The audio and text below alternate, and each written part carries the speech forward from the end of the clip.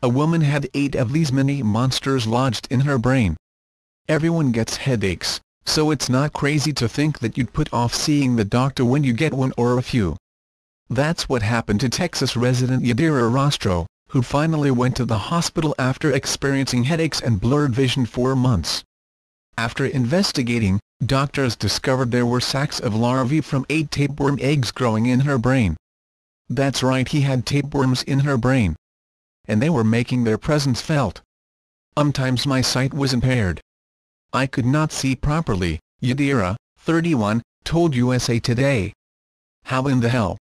Doctors say they think she picked up the parasite during a trip to Mexico 2 years ago after eating food that was contaminated with fecal matter. While the parasites would normally work through your body, these ended up in Yadira's bloodstream and eventually her brain.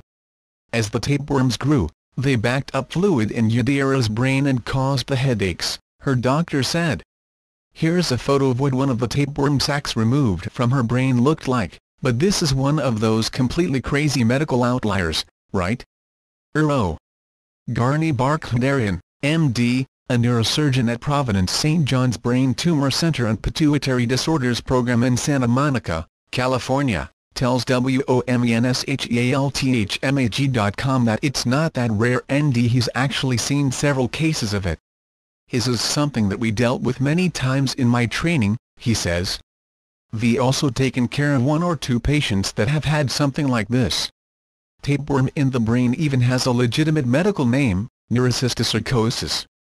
It's usually treatable with surgery and antibiotics, says Barkhdarian, but you're talking brain surgery here.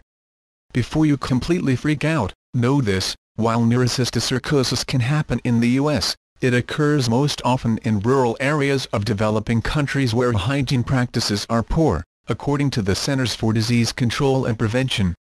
That means if you travel to a developing country, like Yadira did, you should be cautious. But it's possible to lower your odds of contracting the parasite. Barkhdarian says neurocysticercosis is more common after you eat pork, so he recommends avoiding the meat in developing countries. Also, since tapeworms can transfer when someone doesn't wash their hands well, he says it's best to only eat at places that seem clean. BTW, Yadira's headaches are now gone after she received treatment and so are the tapeworms.